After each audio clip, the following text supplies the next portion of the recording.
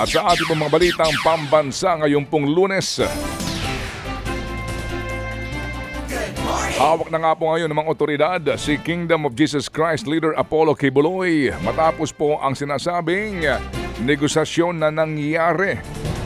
Ito pong kinumpirma ni Interior Secretary Benhur Abalos na nagsasabing umano ay inaresto siya ng mga pulis. Kasama po ni Quiboloy ang kanyang legal counsel na si Attorney Israelito Torion na nagsasabi po naman na hindi daw po ito pag-aresto kung hindi pag-voluntaryong pagsuko katulong ang ilang mga opisyal ng AFP at maging ng isang gobernador dyan po sa sa Davao del Norte na tumulong daw sa negosasyon. Tumanggi ho naman ang pulisyan sa ibinunyag na detalye na ibunyag ang mga detalye sa pag-aresto po kay Quiboloy. Binabanggit po nila na meron daw hong press conference na ipatatawag ngayon si Abalos tungkol po sa isyong ito.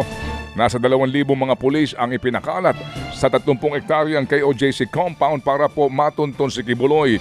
Nagsimula ang operasyon ng PNP sa KOJC compound noong pong August 24 matapos na maglabas po ng arrest warrant ang Pasig City RTC bunsod ng mga kasong sexual abuse at qualified human trafficking. Sa ibang mga balita, poposasan at pagsusuotin ng bulletproof vest si dating Bamban Tarlac Mayor Alice Go.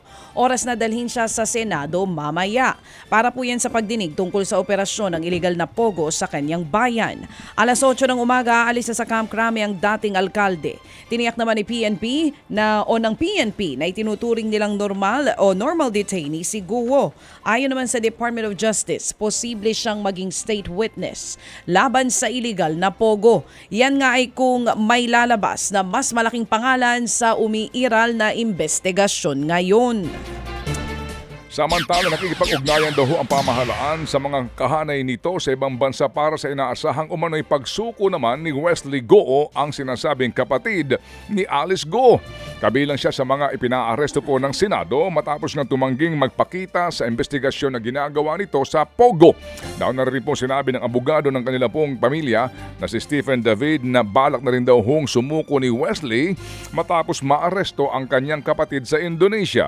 At ayon sa report, sinubukan umanong pumasok ni Wesley sa Hong Kong nang mahuli sa Indonesia ang isa niyang kapatid na si Sheila at kanila pong associate na si Cassandra Leong. Pinabubulaan na naman ni Budget Secretary Amena Pangandaman ang anyay fake news na 30 milyong katao daw ang mawawala ng PhilHealth coverage.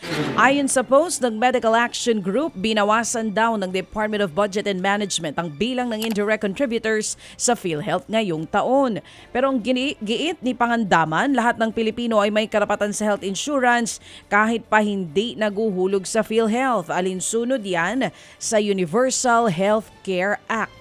Kaya rin daw bayaran ng pamahalaan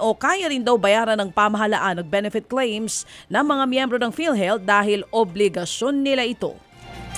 Samantala, magiging maulan pa rin sa ilang bahagi po ng bansa ng dahil sa southwest monsoon o hanging habagat. Ayon po sa weather forecast ng Pag-asa, makakaranas ng mga maulap na kalangitan na mayroong mga pag-ulan na may kasamang mga pagkulog at pagkidlat ang Ilocos Region. Makakaranas din sa Cagayan Valley, Apayao, Abra at Zambales na mga manakanakang pag-ulan. Habagat din po ang siyang nagpapaulan ngayon sa Metro Manila, Cordillera Region, Cagayan Valley at Central Luzon. Pulo-pulong dagli ang pag-ulan po naman ang posibleng maranasan sa ibang bahagi po ng ating bansa dahil pa rin sa localized thunderstorm. Ngayon po binabantayan po ng Pag-asa ang isang low pressure area sa labas ng Philippine Area of Responsibility. Huli itong namataan sa east-northeast na bahagi po ng extreme northern Luzon. Sa ngayon, natiling mababa ang tsansa na maging bagyo ito. Ayon sa Pag-asa, walang direktang epekto po ang naturang LPA sa ating weather system. Ted Filon at DJ Chacha ngayon nasa Radyo 5 92.3 News FM Monday to Friday 6 to 10 a.m.